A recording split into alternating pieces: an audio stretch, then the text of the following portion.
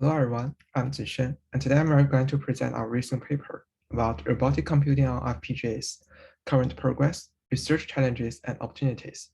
So this is a collaboration work among Georgia Tech, PerceptIn, Harvard, and Tsinghua University. So we know that these autonomous systems are becoming increasingly important. We know, some companies are having drones for this package delivery, and many self-driving cars have been tested onto these roads, and some robots are helping people's daily life. And these robots are very useful in many applications, especially navigating the unknown environment and high constraint areas, such as the search and rescue and surveillance as well. So it is very important to achieve the efficient, low power, high performance robotic computing, which is the focus of this presentation. So first, I will introduce this robotic computing system, and then I will show the current progress and design techniques for this FPGA-based robotic computing. And lastly, I will discuss challenges and opportunities and our view of the road ahead. So first is robotic computing systems. So these are all these different types of robots we just saw. And these robot systems are inherently cross-layer. So it spans from the application and algorithm to the system and runtime, and all the way down to the architecture and hardware. So let's look at one by one. So for the algorithm, first we have this perception to sense the to sense this dynamic environment. And then we have this localization, which is used to calculate the position and orientation of the robot. And finally, we have the planning and control to find optimal collision-free trajectory and take the action. And different from this perception, localization, and planning flow, we also have this end-to-end learning, where a robot will directly learn from the sensor input and perform the action using a neural network. And in terms of the system layer, the robot operating system, ROS, is the commonly used operating system to provide the tools, libraries, and packages for its robotic development. And ROS can support robotic computation through the node, topic, service, and data communication. And for hardware, there are different types of the compute platform, such as the CPU, GPU, FPGA, and ASIC to support this robotic computing. And basically, when we design this robotic computing systems, we need to view all of these components together as a coherent system, rather than looking at each piece in isolation. And also, this robotic application usually have binary requirements, such as they need to compute in real time with high energy efficiency and be adaptive to the changing environment and be reliable and secure to different attacks and errors, since there are many safeties critical scenarios. And also they need to be reconfigurable and predictable to the dynamic workload. So all of these requirements pose challenges to this computing hardware design. And take this real-time requirement as an example. So in the motion planning task, the collision detection for each connecting path can be very computationally expensive.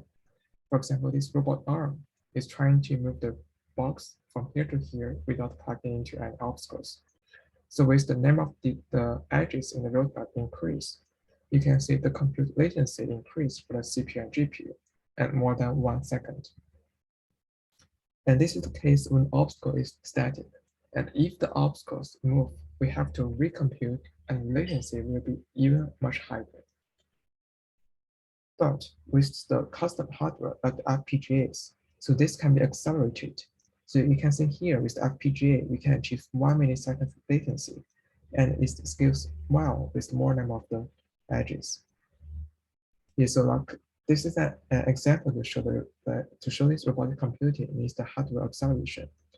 And a natural question is which hardware platform we can choose. So usually for the CPU and GPU, their power consumption is high and hard to meet the real-time requirement. And ASICs typically have the highest energy efficiency, but their limited configurabilities has difficulty in adapting to the evolving algorithms. So FPGAs have some unique advantages, compared to the GPU and CPUs, that they have higher energy efficiency, low power and high performance. And compared to ASICs, the FPGA has the higher reconfigurability, adaptivity, and faster time to market. So we see that FPGA can be a good hardware candidate for its robotic computing workload. And next, I will briefly talk about the current progress and design techniques of this FPGA-based robotic computing with the several case studies. So this is the robotic computing flow you have just seen. And for the perception, we have the several function blocks, such as the feature instruction, stereo vision, object detection, with some exampled algorithms. And for the localization, the widely used function blocks are the camera filter, pose estimation, map generation, and object tracking. An exampled algorithm includes a SLAM and VIO. And for the planning and control, the key function blocks are the path planning, action prediction, obstacle avoidance, with the widely used algorithm, such as RT, PRM, and RT star. And there have been FPGA designs for each computing stages and each computing blocks. And here I list some of our work and other representative works in this domain. And the several key designs and optimization techniques are leveraged in these FPGA designs. Just to name a few, from the software perspective, the hardware-friendly algorithms, the data structures, and some dynamic task scheduling are proposed to promote this parallelism with the reduced complexity. And from the hardware perspective, the robot-specific architecture, data sparsity, locality, and reduced data movement contribute to this high performance and flexible design. And here I want to use one of our recent works to elaborate these design techniques. So this is the FPGA-based robotic localization and mapping design. So the basic flow is that we take the camera and IMU data as input and get this localization environment map through an algorithm called SLAM, the simultaneously localization and mapping. And we use the many design trees here. So here I want to highlight two trees. So the first is the design, is the data reuse.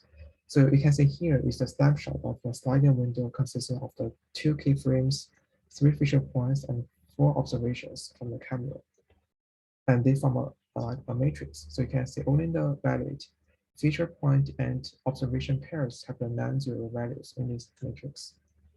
And this is the basic hardware design. So the observation block is responsible to calculate this like a matrix element.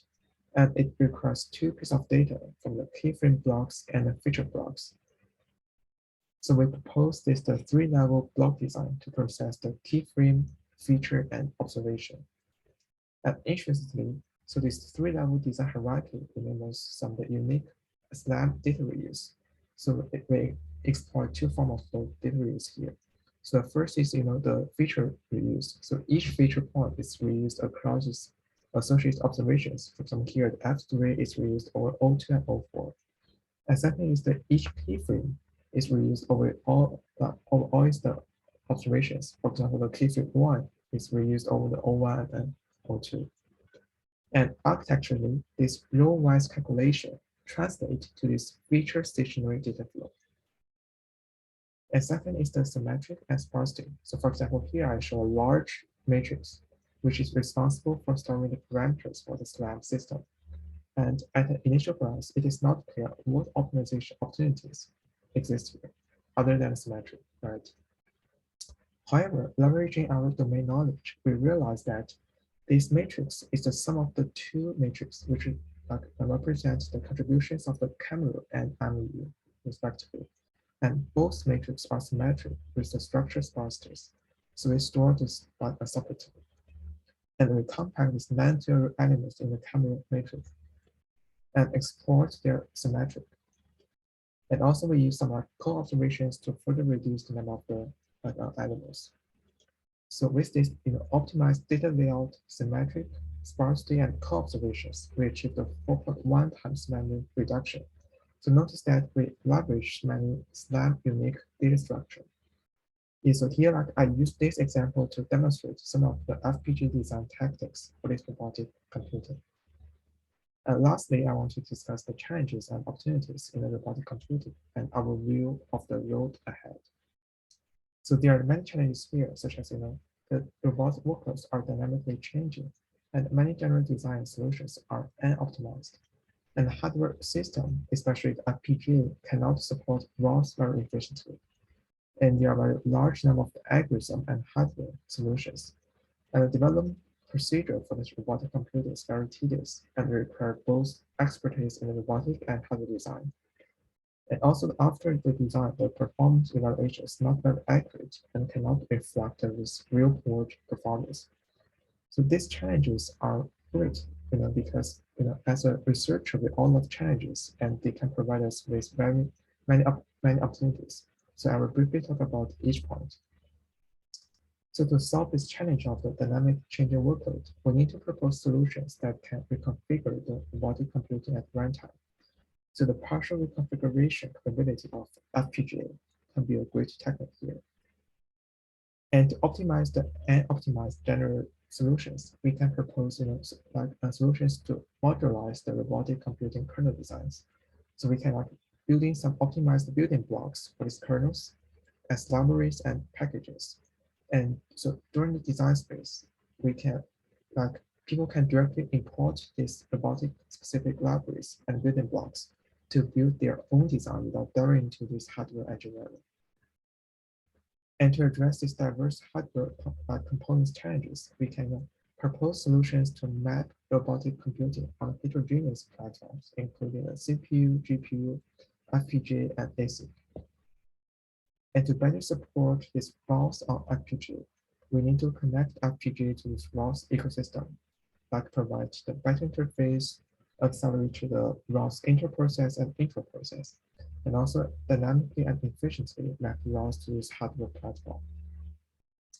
And to deal with this increasing number of robotic algorithms and computer hardware, we can benchmark robotic computing kernels, including benchmark algorithm and also benchmark hardware.